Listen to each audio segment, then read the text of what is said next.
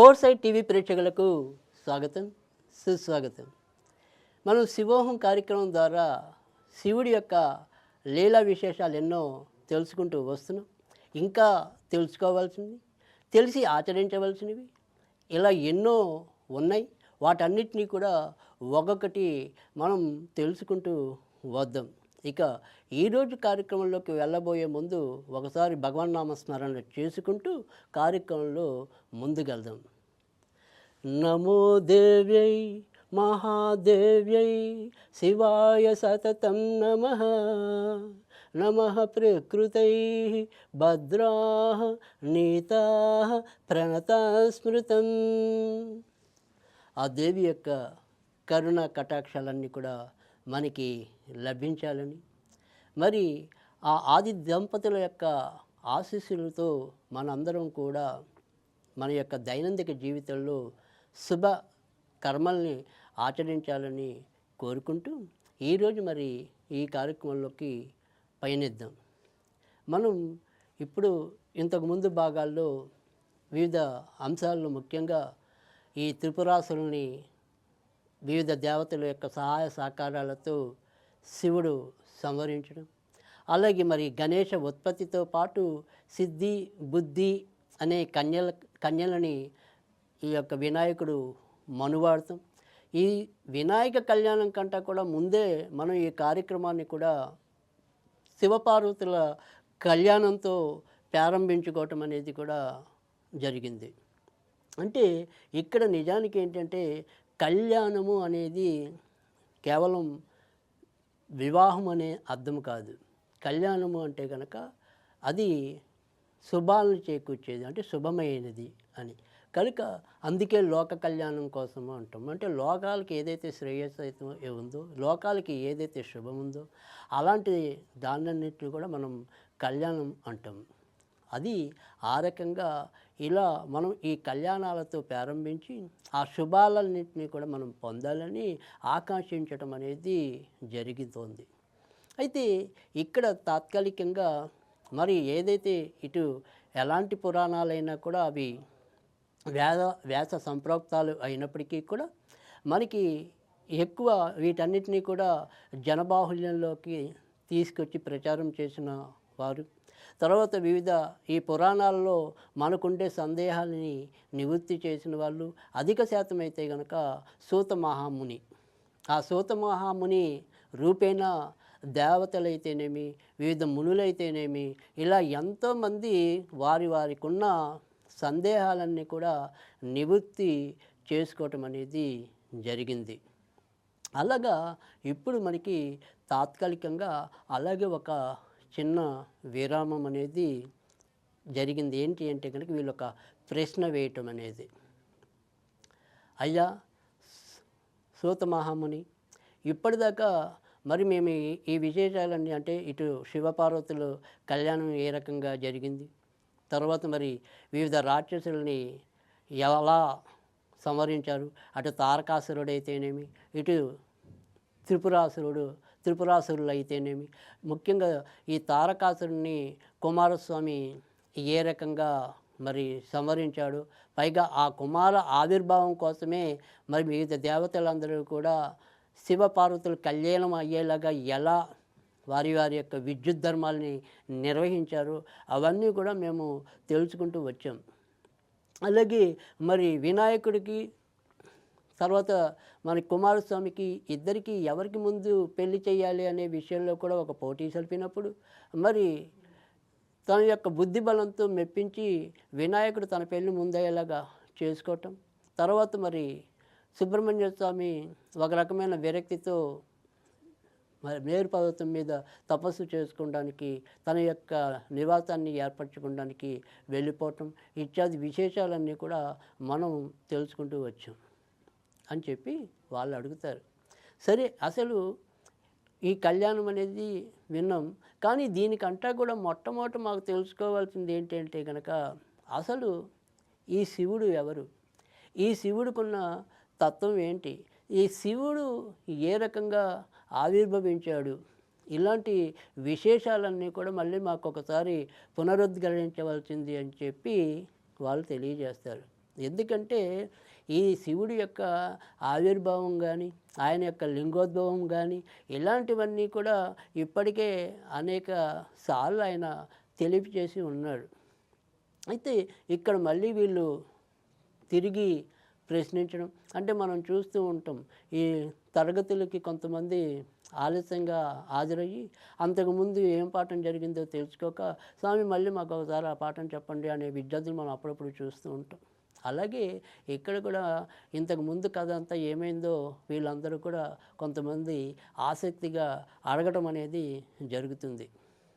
అప్పుడు ఆ సందర్భంలో మళ్ళీ సూత మహాముని గతానికి పయనం చేస్తాడు. దాన్ని ఈరోజు మనం మళ్ళీ తెలుసుకోవటం అనేది సంభవిస్తుందన్నమాట. అది ఏంటి అంటే కనుక, ఒకానొక సందర్భంలో నారదుడు శివతత్వంతో అఖండమైన తపస్సు చేసేట. అంటే శివుడి యొక్క తత్వం అంటే ఇప్పుడు మనం ఎలాగైతే ఇప్పుడు ఈ కార్యక్రమం యొక్క ఉద్దేశం కూడా ఈ శివతత్వం అనేది ఏంటి, అసలు ఆ శివతత్వాన్ని మనం ఎలా అర్థం చేసుకోవాలి, ఆయన యొక్క రూప విలాసాలు కానీ, ఆహార భూషణాలు కానీ, అలంకార భూషణాలు కానీ, మరి ఆయన యొక్క నివాస ప్రదేశాలు కానీ, ఇలా ఒకదానికోటి పరస్పర విరుద్ధమైన ఎన్నో కూడా ఆయన విధానంలో మనం చూస్తూ ఉంటాం. శ్మశానాల్లో తిరుగుతూ ఉంటాడు, ఒక్కోసారి బట్టలు వేసుకోడు, ఒక్కోసారి బట్టలు వేసుకున్నా అవి ఏనుగు చర్మాలు, ఇంకేమైనా జంతువుల చర్మాలు ఇలాంటివి ఉంటాయి. ఇలా కపాలాలు అట్టుకుని తిరుగుతూ ఉంటాడు. ఇక ఎన్నో రకమైన మనకి విచిత్రమైన అంశాలన్నీ కూడా, మరి సర్పాలని హారాలుగా మెడలో వేసుకుని ఊరేగుతూ ఉంటాడు. ఇలాంటివి ఎన్నో కూడా మనం గమనిస్తూ ఉంటాం. మనందరికీ కూడా అవన్నీ కూడా ఒక రకమైన ఆశ్చర్యాన్ని, పైపెచ్చు ఒక రకమైన ఆసక్తిని కూడా శివుడి పట్ల మనకి కలుగజేస్తూ ఉంటాయి. ఎందుకంటే శివుడిని తదేకంగా ఎవరైనా సరే ఒక నిమిషం పాటు వదలకుండా కళ్ళార్పకుండా చూసాము అంటే కనుక తప్పకుండా మనం అందరం కూడా ఎంతో కొంత సమ్మోహనం చెందటం అనేది నిర్వివాదాంశం. ఎందుకంటే ఏ చిత్రంలో చూసినప్పటికీ కూడా మనకి ఆయన యొక్క రూపలావణ్యాలన్నీ కూడా ఆ చిత్రం మనని ఆశ్చర్యచకితులను చేయటం అనేది జరుగుతూ ఉంటుంది. అదే రకంగా ఇక్కడ నారదుడు కూడా శివుడి యొక్క తత్వం ఏంటి తెలుసుకోవాలి అనే ఒక జ్ఞాన అన్వేషణ నిమిత్తము శివుడి గురించి తపస్సు చేసేట. ఇక ఎప్పుడైతే ఆయన యొక్క తపస్సు సాగుతూ ఉందో సమస్త లోకాలు కూడా అట్టుడికిపోయేట ఆయన యొక్క తపజ్వాలల ముందు. ఇక ఇంద్రుడు వెంటనే మన్మధుడిని పిలిపించి నారదుడికి తపోభంగం చేయవలసిందిగా ఆదేశించాట. ఇక సుఖపిక శారికాది పరివారాన్నంతా కూడా వసంతాదులై సైన్యగణాన్ని చేకూర్చుకుని చెరుకు వింటిని పూల బాణాలని తీసుకుని నారదుడు తపస్సుని భంగం చేయడానికి పయనమయ్యాట మన విరించి మన్మధుడు. ఇక ఆయన్ని అనంగుడని కూడా అంటూ ఉంటాం. విరించి అని బ్రహ్మదేవుడికి కూడా ఉన్న మరో పేరు. ఇక గతంలో మన్మధుడు ఒకసారి శివనేత్రాగ్ని జ్వాలలకి బలైపోయిన స్థలంలోనే ఇప్పుడు నారదుడు కూడా అదే ప్రాంతంలో తపస్సు చేస్తున్నాడట. మనకి తెలుసు, అంతకుముందు భాగాల్లో మనం చెప్పుకున్నాం. శివుడిని మరి తపస్సును పాడు చేయటం కోసం ఈయన మన్మధుడిని ప్రేరేపిస్తే మన్మధుడు శివుడి జ్వాలకి బలై తర్వాత మళ్ళీ కొంతకాలానికి శివుడు తిరిగి ఆయన్ని జీవింపజేయటం, ఇలాంటి విషయాలన్నీ కూడా మనం గత భాగాల్లో తెలుసుకున్నాం. ఇక్కడ ఏదైతే ఒక ప్రదేశం అంటే ఆ మన్మధుడు ఆ రోజు భస్మీపటలమైన ప్రదేశం ఏదైతే ఉందో ఇప్పుడు అదే చోటులోనే నారదుడు కూడా తపస్సు చేసుకుంటున్నట్ట. ఇక అప్పట్లో శివుడు ఏ రకంగా ఆయన్ని ఏవైతే రకంగా మన్మధుడిని అంతమొందించాడు, మన్మధుడు తంత్రాలు ఏవి పనిచేయకుండా చేశాడు, అలాంటివన్నీ కూడా ఇక్కడ అదే ప్రాంతంలోనే ఇప్పుడు ఈయన తపస్సు చేసుకుంటున్నట్ట. అయితే నారదుడి యొక్క ఏకాగ్రతాన్ని భంగం చేయడానికి ఇక్కడ మళ్ళీ మన్మధుడు అనేక విధాలుగా కూడా ప్రయత్నించట. పంచబాణుడు శివశాసనం వల్ల మరి శివమాయను గెలవటం చాలా అంత తేలికైనది కాదు అనేది గమనించాడు.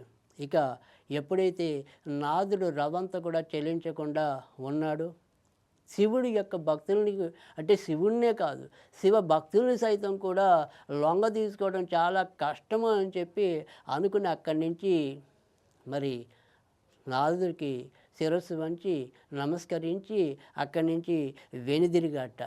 ఈయన్ని ఏదైనా సరే తపోభంగం చేయటం అనేది తనకే నష్టం అని చెప్పి ఆయన భావించాట. ఇక ఎప్పుడైతే అక్కడి నుంచి వాళ్ళు వెళ్ళిపోయారో నా యొక్క తపస్సు సిద్ధించింది అనుకున్నట్ట నారదుడు ఆశ్రమాన్ని దీక్షని వదిలిపెట్టి కైలాసానికి వెళ్ళాడు. శంకరుని కలిశాడు. తాను మారుణ్ణే ఓడించడం చెప్పుకున్నాడు.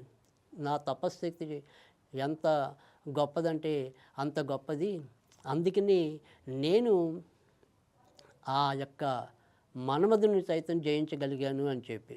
అయితే ఇక్కడ శివుడు లోపల నవ్వుకున్నాడు. ఎందుకంటే ఏదైనా సరే శివుడి యొక్క మాయ ముందు ఎవరైనా సరే మరి వాళ్ళందరూ కూడా తలలు వగ్గాల్సిందే.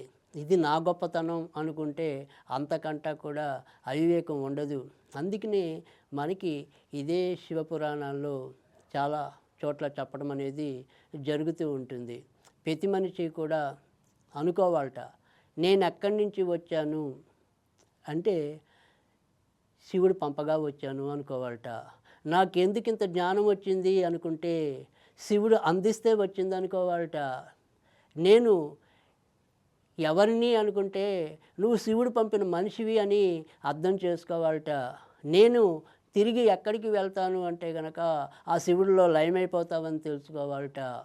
అదేమీ తెలుసుకోకుండా ఇది అంతా నా ప్రజ్ఞే, నేనే నేనే నేనే నేనే అనుకుని వెళ్ళేవాడు ఎప్పుడూ కూడా నరకంలో నూనెలో పడి కాగాల్సిందే తప్ప మరి జీవిత మోక్షానికి అర్హులు వాళ్ళు ఎంత మాత్రం కూడా కాజాలరు.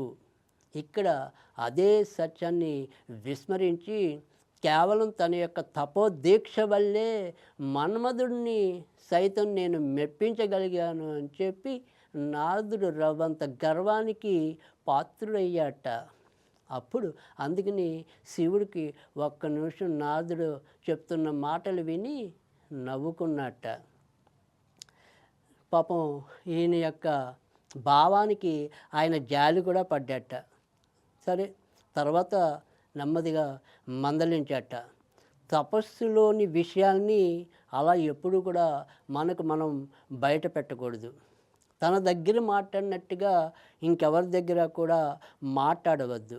ముఖ్యంగా ఆ విష్ణుమూర్తి దగ్గర అయితే కనుక అసలు పెదవి కలపద్దు అని చెప్పి కూడా అనేక రకాలుగా హితవు పలికాట.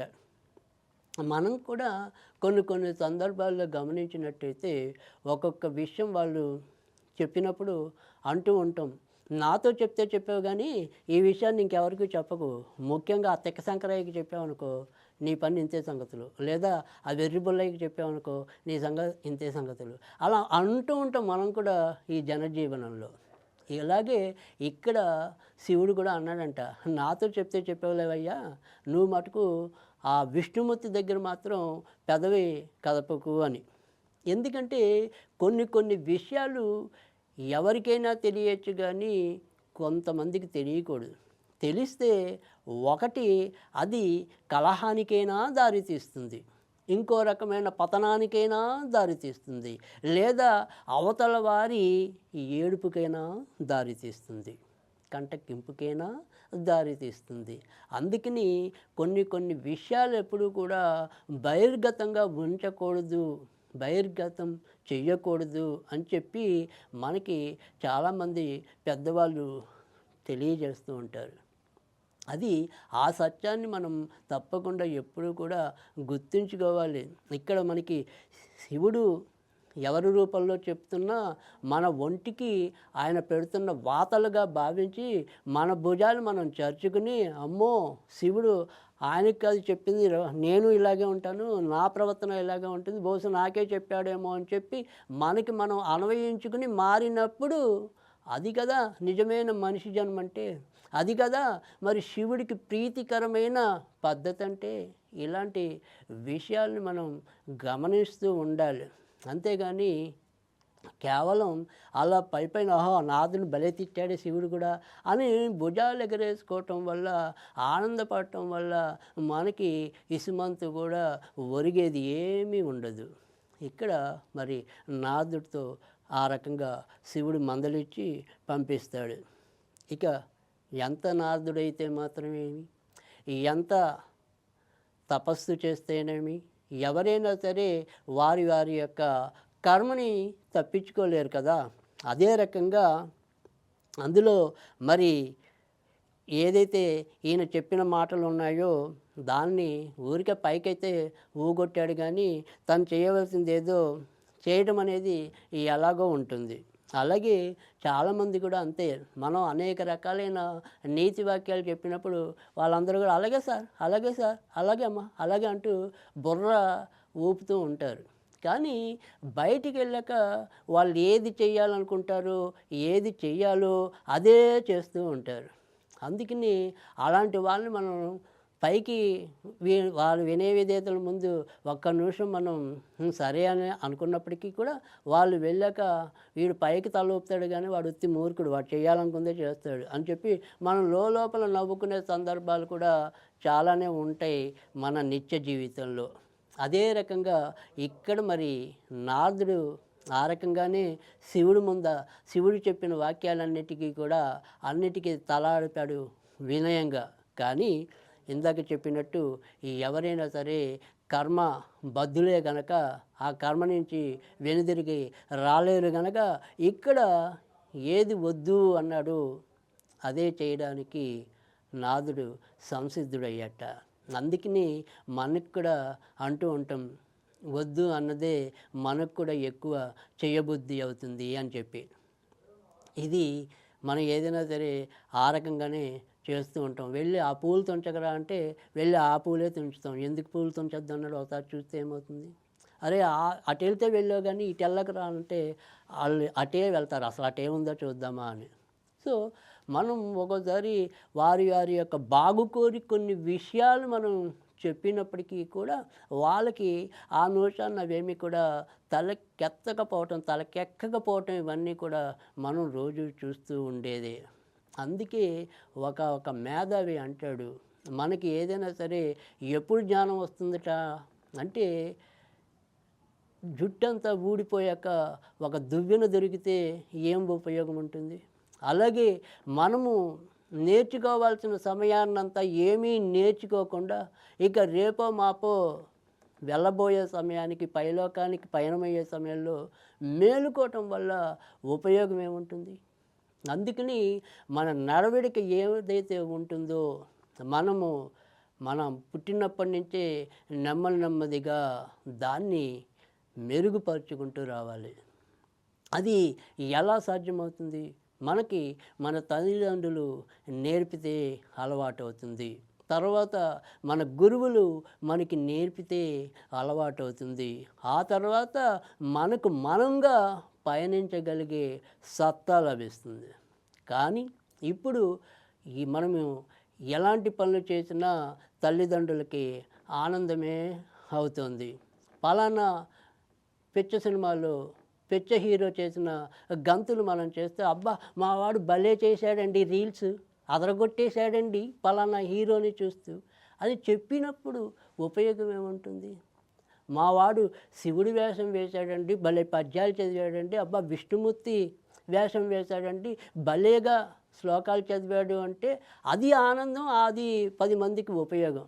అంతేగాని మనకి పనికిరాని విషయాల్లో వీళ్ళని ప్రోత్సహించడం వల్ల మనకి ఒరిగే మేలే అనేది పక్కన పెడితే భవిష్యత్తులో వీళ్ళు సమాజానికి మేలు చేసే వ్యక్తులుగా ఉండాలి అంటే కనుక అది చాలా కష్టమైన విషయం అవుతుంది అంటలో ఎలాంటి సందేహం కూడా లేదు. అందుకని తల్లిదండ్రులకి బాధ్యత ఉండాలి. మరి తల్లిదండ్రుల తర్వాత ఎక్కువ కాలం గడపగలిగేది గురువుల సమక్షంలో కనుక ఆ గురువులు కూడా మనకి క్రమశిక్షణని అందించాలి. మనకి ఏవైతే హైందవ ధర్మాలు ఉన్నాయో, లేదు ఏ మతంలో అయినా సరే ఉత్తమ ధర్మాలు ఏవైతే ఉంటాయో ఆ ఉత్తమ ధర్మాలని మనకి అందించటం, ప్రోత్సహించటం, మనని వెన్ను తట్టి నిలబెట్టడం అనేది చాలా అవసరం.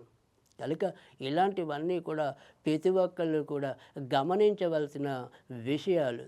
అప్పుడే మనకి ఈ సమాజం అనేది, ఈ సమాజంలో ఈ కలియుగ ప్రతాపం అనేది మరింత పెరగకుండా అది మనని కాపాడుతుంది. ఎందుకంటే చాలామంది మరి అనుభవజ్ఞులైతేనేమి, ముందు చూపు కలిగిన మేధావులైతేనేమి, లేదా తపోదీక్ష సంపన్నులైతేనేమి, వాళ్ళందరూ పదే పదే చెప్తూనే ఉన్నారు. ఇప్పుడు గనక ఇదే రకంగా ఈ ప్రపంచం ఇలాగే పరుగులెడితే గనక ఇంకో 20-30 ఏళ్ళు వచ్చేప్పటికీ నిన్ను నువ్వు నిరూపించుకోవటం కష్టమవుతుంది అని. అంటే నేను పలానా వారికి అబ్బాయి అని చెప్పుకోవడానికి నీ డిఎన్ఎస్ నిరూపించు, నువ్వు పలానా వాళ్ళకి పుట్టావో లేదో నాకేంటి, నీవంతా నువ్వు చెప్పేస్తే సరిపోయిందా అంటే అవినీతి అంతలా ప్రోత్సహించబడుతుందిట. అంటే మనం నిరూపించుకోవడం కూడా కష్టమవుతుందిట. కనుక ఇంత వికృతమైన పరిణామాలు మనకి సమాజంలో నెలకొనకుండానే మనం ఎంతో కొంత జాగృతం కావాల్సిన అవసరమైతే ఎంతైనా కూడా కనిపిస్తుంది. లేదు అంటే కనుక ఈ రకంగానే సమాజం మరింత విషతుల్యమవుతుంది అంటల్లో కూడా ఎలాంటి ఆక్షేపణ లేదు. ఇక తర్వాత మరి ఏవైతే తను బ్రహ్మదేవుడు దగ్గరికి వెళ్ళేట, అంటే శివుడి దగ్గర వేయవలసినవన్నీ వేసాడు. శివుడు కానీ వాటిని తిరస్కరించి మందరించి, నాయన నువ్వు ఇలా కాదు, అది నీ గొప్పేం కాదు, ఇవి నా దగ్గర అయితే చెప్పావు కానీ ఇంకొక దగ్గర చెప్పకని చెప్పినప్పటికీ కూడా దాన్ని వారించకుండా ఆ రకంగా మరి తర్వాత ఈ బ్రహ్మదేవుడి దగ్గరికి వచ్చాట. సరే, ఆ బ్రహ్మదేవుడి దగ్గరికి వచ్చాక మరి అక్కడేం మాట్లాడాడు, ఆయన ఏం చెప్పాడు అనేది చూద్దాం. అలా ఇక్కడ బ్రహ్మ దగ్గరికి కూడా వెళ్తే ఆయన కూడా అలాగే వారించట. ఇలా ఎప్పుడు కూడా మనకి మనం పొగుడుకోవటం కానీ, మనకి మనం ఆత్మస్థుతి చేసుకోవటం కానీ అది ఎంత మాత్రం కూడా తగని పని. నువ్వు ఈ రకంగా నీ గొప్ప, నా తపస్సు గొప్ప అని చెప్పుకోవటం వల్ల ఉపయోగం ఉండదు అని చెప్పి కూడా ఆయన కూడా మరి శివుడిలాగానే చెప్పటం అయిందిట. ఇది అక్కడ వెళ్ళలేదు, బ్రహ్మ కూడా అదే పని చేశాడు. ఆ తర్వాత మరి విష్ణువు దగ్గరికి వెళ్ళాట. విష్ణువు దగ్గరికి వెళ్ళాక ఏం జరిగిందో తెలుసుకునే ముందు మనకి ఈరోజు ఒక ముఖ్యమైన విషయం ఏంటంటే కనుక, ఏదైనా సరే శివుడు యొక్క తత్వం తెలుసుకోవడంతో పాటుగా శివుడి యొక్క ఏవైతే కొన్ని దోష పరిహారాల కోసం కూడా మనం ఏదో రకమైన విషయాన్ని ఎరుకపరుస్తూ రావటం అనేది కూడా జరుగుతూ ఉంది. ఇక్కడ ఈ యొక్క మనిషి యొక్క నిత్య జీవితంలో ఎన్నో రకాలైన పాపాలు చేస్తూ రావటం అనేది సహజం. అయితే అందులో కొన్ని తెలిసి చేసేవి ఉంటాయి, తెలియక చేసేవి ఉంటాయి.